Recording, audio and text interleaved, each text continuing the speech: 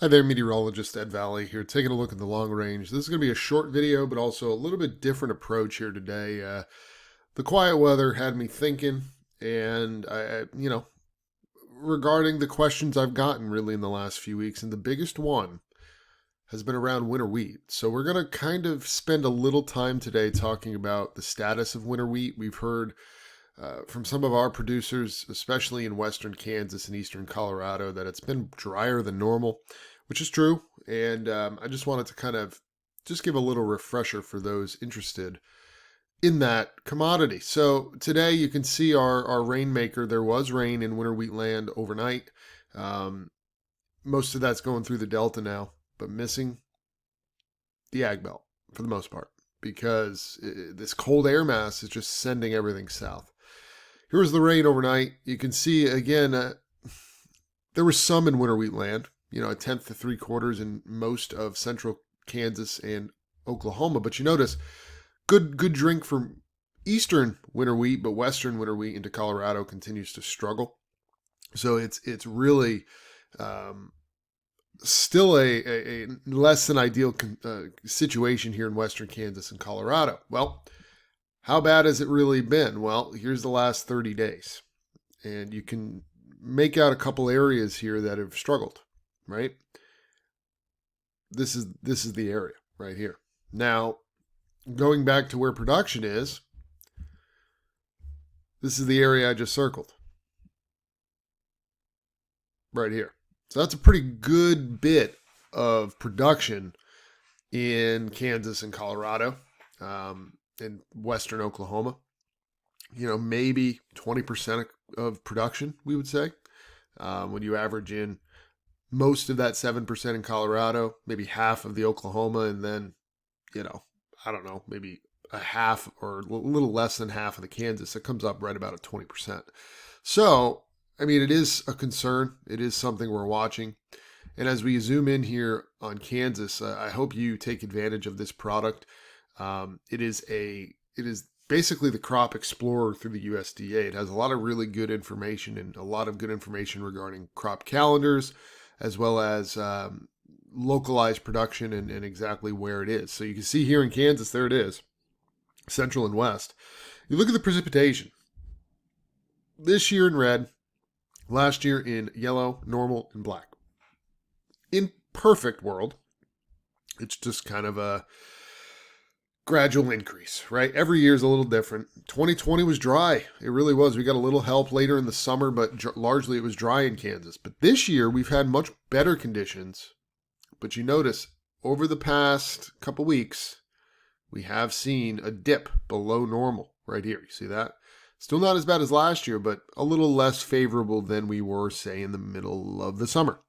So to me, this isn't worst case scenario, not best case scenario either. But as we press forward, that's going to be a talking point, is who can get some rain into winter wheat land. And as you see here, not really much happening through really the middle of next week. The next storm is probably next Tuesday, Wednesday that comes together. Perhaps some snow in parts of the Canadian prairie and parts of the plains, with rain and even some severe weather in parts of the Midwest and Ohio Valley. Wednesday, Thursday next week. Again, a ways out here. Now, you look at the GFS to see if that has any sort of similarity, right? You want to have similarities, and there is some. Wednesday, Thursday, there's a little bit difference in timing and exact placement, but another risk for a storm system here, Wednesday, Thursday, and maybe even Friday of next week. So it's an interesting look here as we head through really the middle of the month. So we are going to trend wetter here. That's what I'm getting at, but not now. Through Sunday, here's the look. Pretty much no precipitation. A very weak, I don't even want to call it a disturbance. It's a little weak thing. Is bringing maybe a trace to a couple hundredths in far northern areas over the weekend, but it's very light. And then as you get towards that Wednesday time frame, that's when you can start seeing this system come together out west. So it's something we're going to be watching. And you can see when you look at our pattern here, as you head into that day 7 time frame, you notice big ridge. So we are going to warm up next week, but notice the trough moving into the west. by day 8. See how it's spreading across the central U.S.? See that? That's that big storm. And that should bring not only colder conditions, but also wetter conditions. And if you look here at the pattern, you can see the 5 to 10 day now is looking mighty wet in that area that is going to be impacted by that storm system, the West Coast, Northern Plains, Upper Midwest, and then eventually into the Ohio Valley. And you see here by the 7 to 12 day, it is a full-fledged wetter pattern returning. Wettest to the north and to the west. Very, very impressive. You look at the GFS, pretty much the same. Canadian, pretty much the same. Okay, so it's definitely trending wetter now. It is also going to be on the warm side for the most part during this period. The coldest weather during the middle of the month is going to be found in the west. By day 15, you can see that is changing, however, on the European and on the GFS. So this warm-up is fleeting.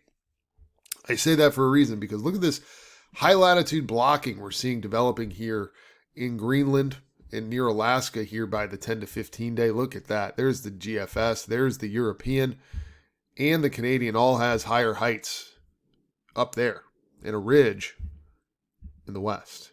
See that? That should be a pretty good look for some colder risk to plunge in from the northwest for the end of that 10 to 15 day period. So it's definitely a cooler look, in the 8 to 14 day analogs that we have here from the CPC are indicative of that as well. See all this high latitude blocking up across Greenland and Alaska and the North Pole.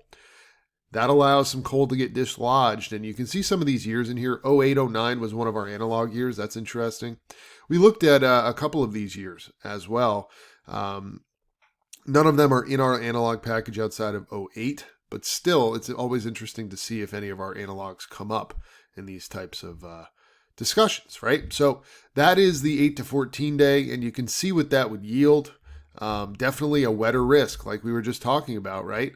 And then on the temp side, some cooler weather coming into the middle of the United States too. So really, this pattern is going to be filled with ups and downs. And, over time, it's going to probably start to smooth out. But it's a pretty choppy pattern over the next, let's call it 10 to 20 days.